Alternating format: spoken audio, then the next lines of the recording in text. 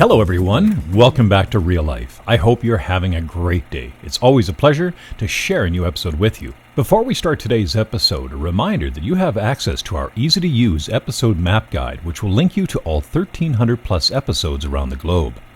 Just click on the map link below, zoom into any part of the planet, click on the blue, red, or orange dot to connect you directly with that episode. The episode title and details will appear on the left side. Click on the blue link and you're on to that vintage reel or video. You may want to zoom in closer as there may be more than one episode clustered together. And a special hello to everyone in Aiken, South Carolina and Cincinnati, Ohio. I hope to entertain you and pique your interest in obscure and fascinating vintage amateur footage from around the globe and over the past century. This is yet another unlabeled reel that was enjoyable to research. The clues are always there. It's just a matter of determining what they are and connecting them. The closing part of this reel will reveal a small clue about a later tragedy in Shreveport. The connections are often amazing.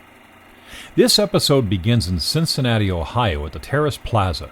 The Terrace Plaza Hotel was a brand new 18-story international-style mixed-use building completed in 1948 in downtown Cincinnati and clearly was of interest to the cinematographer, whose name is unfortunately unknown. The building was developed by Cincinnati industrialist John Emery, who also constructed the nearby Carew Tower Netherland Plaza Hotel mixed-use complex.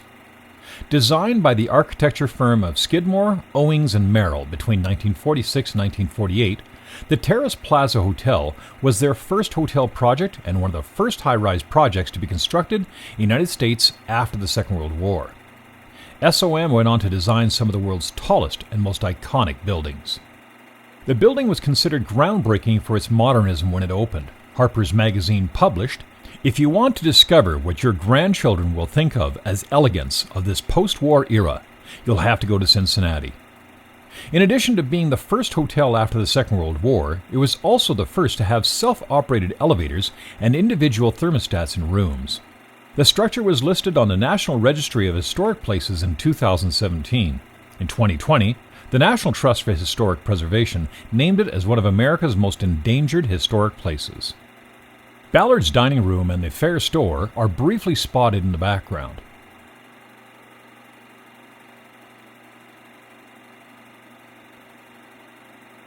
We're now in Aiken, South Carolina, a city 11 miles east of Augusta, Georgia.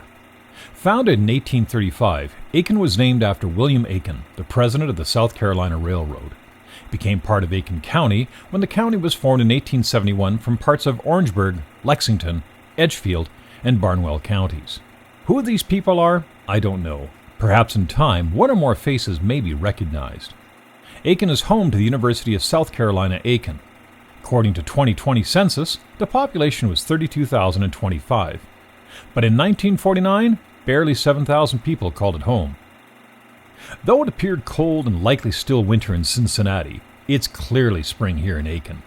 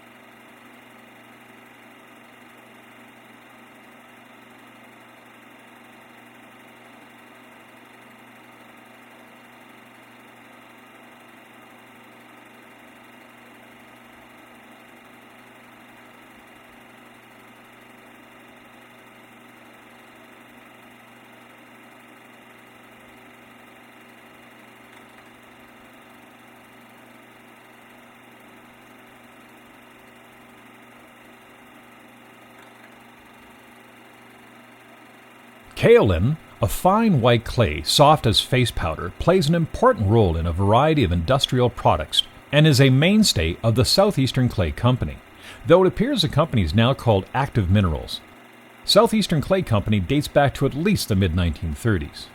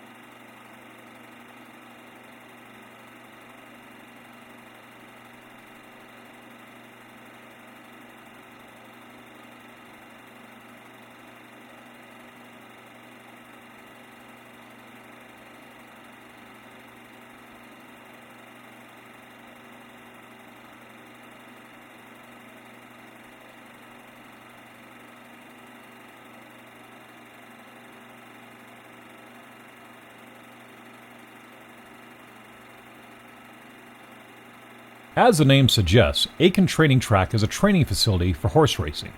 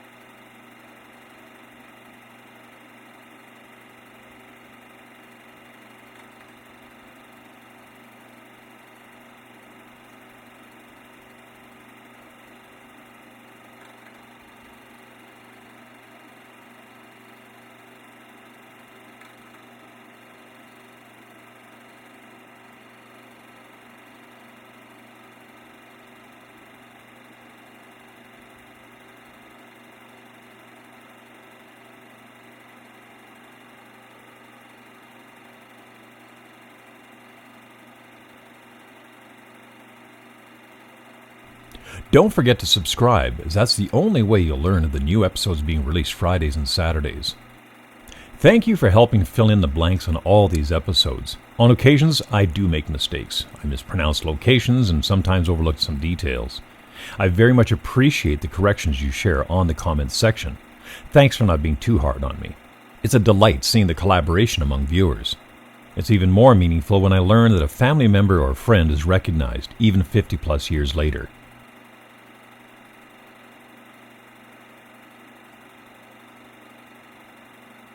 This adorable little toddler, perhaps with his father, is now about 76 years old.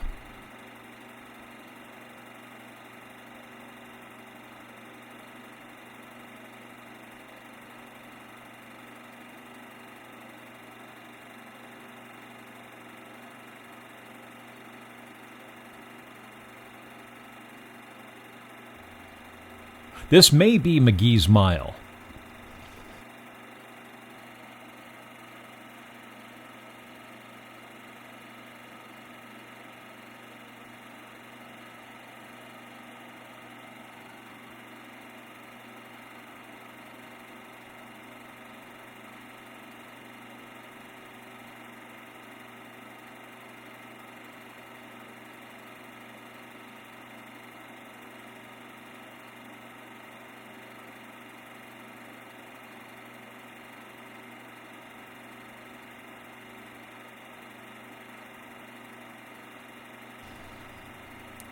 As it happens, there is a place called Easy Street.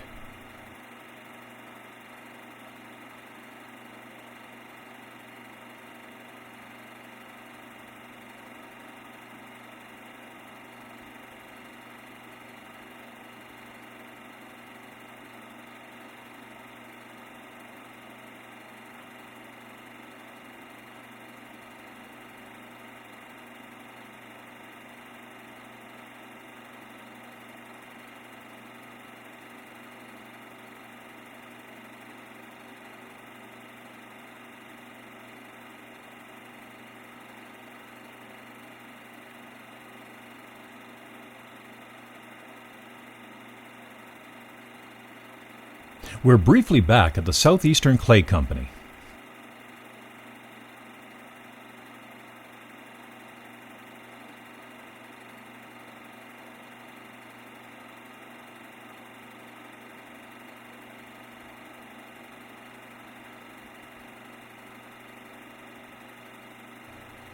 Flying in 1949 was still quite an event, and much slower judging by the flight times posted. From Augusta, we fly north. We stop briefly in Spartanburg and Asheville before finally arriving in Cincinnati. We're on board Delta Airlines DC-3, registration November 28345. The aircraft was taken on strength of the United States Army Air Force in 1942. Sadly, in 4 short years, this aircraft would be lost. On the 17th of May 1953, Flight 318 departed Dallas on a flight plan for Atlanta, with a scheduled stop in Shreveport, Louisiana. The DC-3 crashed on approach to Shreveport during severe weather, resulting in 19 fatalities, with only 1 passenger surviving.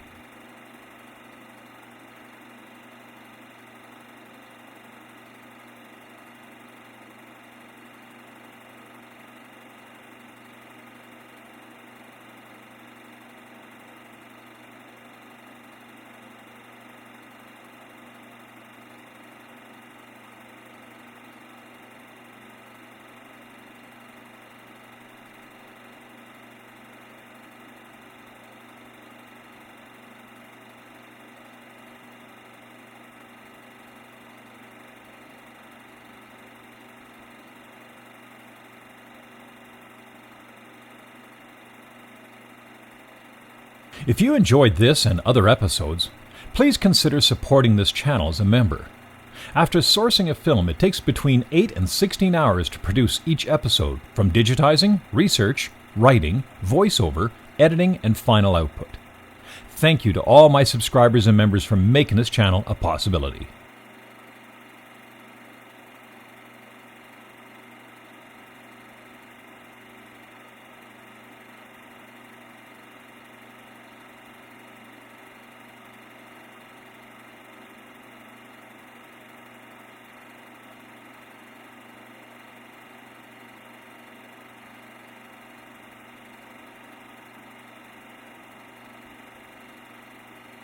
Thanks for watching. Have a great day. Be kind, and we'll see you next time on Real Life.